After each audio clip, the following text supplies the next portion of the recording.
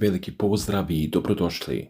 Tačno na prvom međunarodnom forumu bezbednosti pojavljuje se prvo Sergej Šojgu i ne bilo gde, nego na konferenciji za novinare.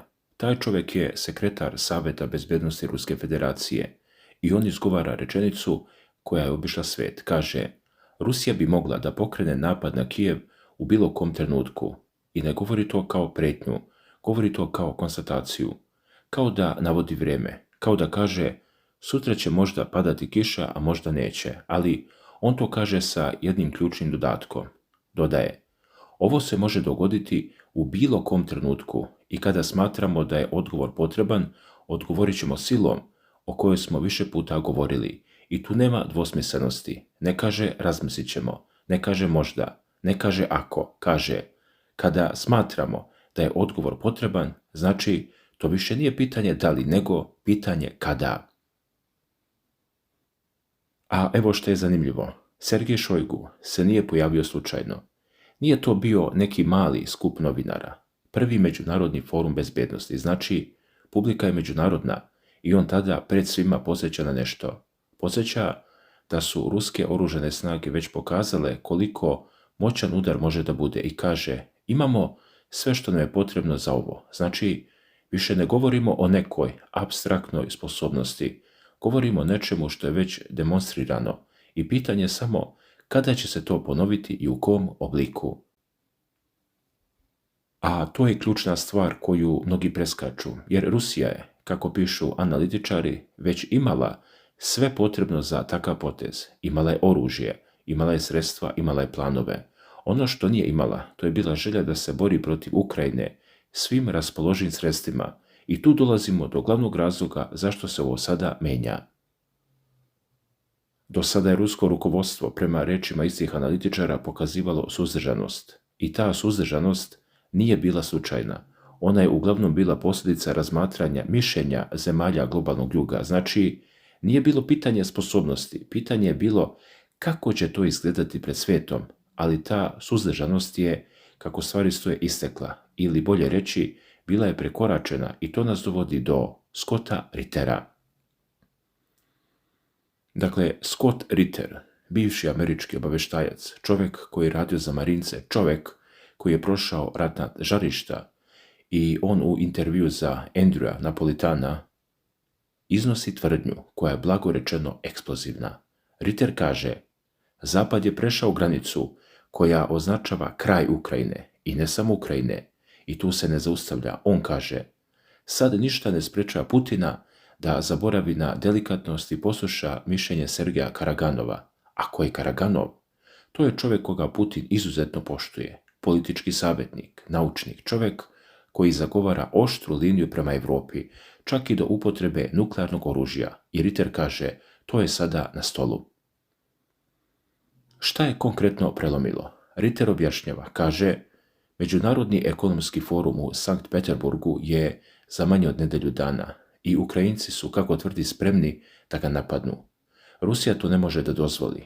Ne može da dozvoli da 6000 dronova ispuni njen vazdušni prostor i tu dolazimo do onog što naziva političkom prilikom. Napad na fakultet u Luganskoj narodnoj republici, Ritter kaže, to je dalo Putinu političku priliku da promeni dinamiku sukoba i on tu priliku koristi. Već je pokrenuo kratki kontranapad, već je ponovo demonstrirao takozvani orešnik, ali to je, kaže Ritter, samo početak. U narednim danima ili sedmicama upoznajemo se sa gospodinom Orešnikom na mnogo intimni način. Evo šta to znači narodnim jezikom. Zamislite da ste na ulici i neko vas stalno podbada i vi trpite i onda vam taj neko nanese ozbiljnu štetu i vi kažete dosta je. Pa onda ono što usled nije samo bilo jedna uzvraćena šamarčina. To je sistematsko uništavanje svega što vas smeta. Ritter kaže, Rusi sada govore o sistematskim i dosljednim akcijama. To nije jedan udar, to je nacionalna kampanja. Uništavanje će se nastaviti sve dok Ukrajina bezuslovno ne kapitulira. Pregovori su isključeni, nema pregovora, kapitulacija ili ništa, tvrdi Scott Ritter. I tu dolazimo do onoga što Ritter zove marš smrti. Kaže, to je kraj Ukrajine. I ne samo to, kaže, Sada kada je Rusija odlučila da eskalira, borbene akcije se mogu lako preliti na Europu, naročito ako Evropljani nastave da pričaju gluposti. Citira ih: "Mi želimo rat sa Rusijom, spremamo se za rat sa Rusijom, stvaramo oružje da udarimo Rusiju." Kaže, oni se ponašaju kao da je sa Putinom gotovo, ali Putin, objašnjava Ritter, je promijenio paradigmu. Više ne igra po starom scenariju. On je potpuno nov scenario, sveobuhvatan scenario koji vodi samo ka jednoj meti, fizičkom uništenju Ukrajine i svega što je pokuša da pomogne, tvrdi Scott Ritter. Dalje, onda iznosi nešto što je posebno upečatljivo. Kaže, zato se u baltičkim zemljama održavaju hitni sastanci. Oni su shvatili šta se upravo dogodilo.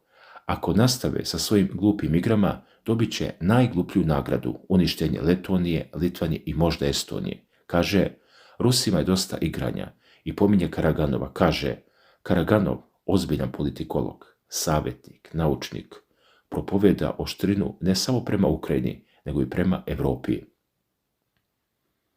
I zašto bi Putin sada poslušao Karaganova? Zato što je, kako Ritter kaže, ovo sada spuštač za eskalaciju konflikta u Europi. Spremni su. Pogledajmo sada šta se dešava na drugoj strani i ovdje priča postaje još zanimljivija. Dok Ritter priča o kraju Ukrajine, pojavljuje se isti čovjek, ali na ruskom medijskom prostoru, i on donosi potpuno drugačiju analizu. Ovaj put kaže, posmatramo riječi i postupke očajne osobe i govori o Zelenskom. Kaže, Zelenski mora svako jutro da se probudi, pogleda u ogledalo i shvati da je svemu kraj. On nije Winston Churchill, svijet se ne ujedinjuje oko njegovog dela. Ranije je mogao da koristi eskalaciju, da privuče pažnju na sebe, ali sada, kako tvrdi Ritter, kada Zelenski govori, bukvalno se ništa ne događa. Nema nikakav uticaj. I tu Ritter iznosi ono što je možda najvažniji deo ove priče. Kaže, Zelenski pokušava svojim ponašanjem rizikovati da ga Donald Trump politički eliminiše. Ne fizički, nego politički. Znači, Trump može da ga ostavi, da se sam snalazi, da mu okrene leđa, i to je, kako Ritter kaže, jedino šta Zelenski postiže svojim nastupima. A zašto je to ključno? Zato što pokazuje potpuni preokret na zapadu. Kako Ritter navodi, Trump je već rekao, sa Putinom je lakše postići dogovor nego sa Zelenskim, i Trump je rekao, posljednja osoba od koje mu treba pomoć jeste Zelenski. To je neverovatno, jer zamislite, američki predsjednik kaže da mu ne treba pomoć lidera zemlje koja je u ratu sa Rusijom. To je potpuno odbacivanje, zar ne? I to nije bilo ko. To je Ritter rekao u intervjuu za ruske medije. Znači, poruka jasna, Amerika se povlači. Dalje, dragi gledalci, Scott Ritter priča i o nečemu drugom, o satelitima. Kaže, ruska vojska posjeduje visoko precizne satelite u svemiru. Ovi sateliti imaju kamere sa tačnošću od 1 metra. Oblaci ili kiša ih ne smetaju. Radari visoke rezolucije koji vide sve, i kaže, od ovih satelita ne možete ništa sakriti. I tu dolazimo do praktičnog dela. Ritter očekuje da će ruska vojska aktivnije pratiti kretanje municije i rezervi ukrajinskih oružanih snaga. Očekuje povećanje broja raketnih napada na skladište i vazdušne baze, i kaže, to će na kraju promijeniti tok vojnih operacija. I sada spojimo sve ovo. Sa jedne strane imamo Rittera koji kaže, Ukrajina je mrtva, pregovora nema, Rusija kreće u totalno uništenje. Sa druge strane kaže, Zelenski je niko i ništa, nema uticaj, potpuno ga je Trump odbacio. I sa treće strane, ruski sateliti vide svaki pokret. I dodajmo tome što Šojgu koji, kako kaže, možemo da udarimo u bilo kom trenutku. Sada hajde da razmislimo šta se tu tačno događa, zdravorazumski. Zamislite da pripremate veliki događaj i zovete sve medije, i tada izađe vaš ključni čovjek i kaže, možemo da udarimo kada hoćemo. I posle toga dolazi bivši američki obaveštajac i kaže, upravo smo prešli granicu posle koje nema povratka. I još jedan put isti čovjek kaže, vaš lider je očajan i nema podršku. To nije slučajnost. To je sve koordinisano. To je slanje poruke, a poruka glasi, igra je gotova, odluka je doneta, vi samo čekate da vidite kada i kako. Ali i dalje postoji jedna stvar koja nije jasna. Ritter pominje Karaganova, kaže, Putin može da posluša njegov savjet. I šta to znači? Karaganov, kako Ritter navodi u drugom delu analize, ne želi da Europa nestane posle nuklearnih udara, ali kaže, ovi idioti su izgubili osjećaj za istoriju. Naziva ih neprijateljem. To nije retorički ukras, to je poziv na akciju i to je spuštač za eskalaciju. I zato su, ponavlja Ritter, baltičke zemlje u velikoj panici. I tu dolazimo do još jednog detalja. Ritter nije jedini koji govori o promjeni paradigme. Ruski predsjednik Vladimir Putin je na istoj konferenciji ili danima nakon toga izjavio, situacija na bojnom polju je takva da se formiranje specijalne vojne operacije bliži završetku. Ne kaže da je rat gotov, kaže da se formiranje bliži kraju i kaže nema pregovora sa Ukrajinom i to je ključno. Jer ako nema pregovora, šta onda ostaje? Jedino vojno rješenje. I Putin kaže, Rusija može sravniti sa zemljom svakoga ko želi da napadne Kaliningrad. To nije upozorenje Ukrajini, to je upozorenje Europi. Znači, sa jedne strane imamo Ukrajinu koja, kako Ritter kaže, više ne postoji kao suverena država u smislu da može da bira svoju sudbinu, a sa druge strane imamo Europu koja, ako nastavi sa ratnom retorikom, može da doživi isto ono što Ritter predviđa za baltičke zemlje. I u sredini svega toga je Zelenski koga, prema Ritteru, Amerika odbacuje. I sada, dragi gledalci, zamislite kakva je to situacija za prosječnog čovjeka u Ukrajini. Jedan dan čujete da vaš predsjednik nema nikakav utjecaj, drugi dan čujete da će ruski sateliti da otkriju svaki vaš potez, treći dan čujete da možete da budete meta u bilo kom trenutku i četvrti dan čujete da pregovora nema. To je, da kažemo, psihološki pritisak kakav se retko viđa. To je slanje poruke ne samo vojsci, nego celom narodu. Spremite se. Ali vraćamo se Ritteru. On kaže, ovo je sveobuhvatan scenario. Ključna riječ je sveobuhvatan. Znači, nije samo vojni udar, to je diplomatsko, ekonomsko, informaciono i psihološko uništavanje. Kao što reče, uništavanje nacije će se nastaviti sve dok Ukrajina bezuslovno ne kapitulira. Bezuslovno znači, nema ako date ovo, mi ćemo ono. Bezuslovno znači, kažete gotovo je i to je to. I to je ono što Scott Ritter naziva marš smrti. Dragi gledalci, onda se postavlja pitanje, a zašto ovo sve sada? Zašto baš u ovom trenutku? Odgovor leži u onome što je Šojgu rekao na početku. Imamo sve što je potrebno, ali to su imali i ranije. Ono što su dobili je, kako Ritter kaže, politička prilika. Napad na fakultet u Lugansku.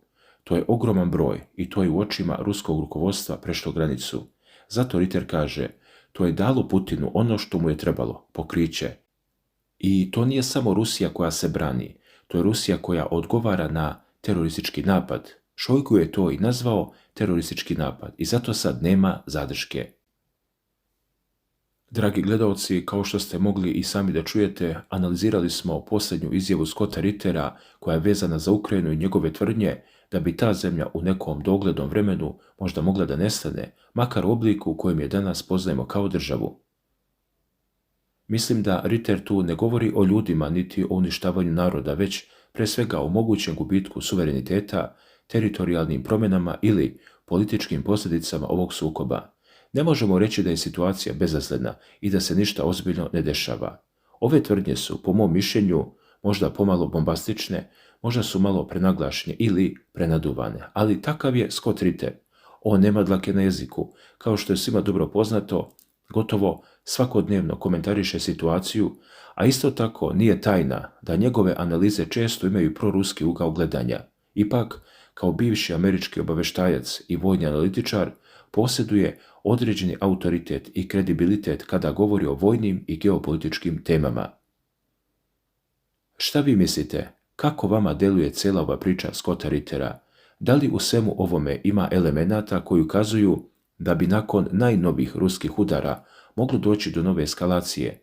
Kako vam deluje najave novih raketnih napada i novih poteza na terenu? Da li će se sve ostati samo na velikim rečima i upozorenjima ili Ritter možda zaista zna nešto što mi ne znamo? Lično mislim da on sigurno ima određene informacije i iskustvo zbog kojih njegove izjave privlače toliku pažnju. Zato je sada na vama da kažete svoje mišljenje. Kako gledate na njegove izjave o Ukrajini i Rusiji? Kako tumačite poruke koje posljednjih dana šalju ruski zvaničnici, uključujući i navode koje iznosi Sergej Šojgu o mogućim budućim događajima? Nekako imam utisak da su svi veoma misteriozni i da mnogo toga ostaje između redova. Šta možemo dalje da očekujemo? Da li se približavamo nekom preokretu ili nas očekuje još jedan period neizvjesnosti? Za sada, kako stvari stoje, izgleda da mir još uvijek nije ni blizu. I, dragi gledalci, hvala vam što ste i večeras bili uz kanal Obavesti me i što pratite naš rad iz dana u dan. Trudimo se da vas blagovremeno obaveštavamo o svim važnim događajima iz sveta geopolitike, ekonomije, međunarodnih odnosa. Isto tako, trudimo se da informacije koje dobijamo iz različitih izvora proverimo i predstavimo što objektivnije i što korektnije. Međutim, kao što i sami znate, živimo u vremenu kada se informacije menjaju iz sata u sat, a ponekad se različiti izvori međusobno potpuno razlikuju. Zato nemojte zameriti ukoliko vam nekada neka informacija djeluje previše bombastično, prednaglašeno ili previše dramatično. Trudimo se da takve teme prenesemo na način koji je dozvoljen pravilima platforme, ali i da zadržimo suštinu onoga o čemu se govori u svjetskim medijima i analizama. Naravno, ni mi nismo nepogrešivi i mi smo samo ljudi i moguće je da nekada dođe do određenih propusta ili da se neka informacija kasnije pokaže drugačijom nego što je prvobitno predstavljena. Upravo zbog toga veoma cijenimo vaše komentare, sugestije, primjedbe, jer nam pomažu da budemo još bolji. Pišite nam šta vi mislite, ostavite komentar ispod videa, lajkujte ukoliko vam se sadržaj dopao i podelite video sa prijateljima ako smatrate da će njima biti zanimljiv. Čuvajte sebe, čuvajte svoje porodice, budite zdravi i budite oprezni u ovim neizvjesnim vremenima. Hvala vam na poverenju i hvala vam što pratite kanal Obavesti me. Vidimo se uskoro u narednom videu. Svako dobro i prijatno večer.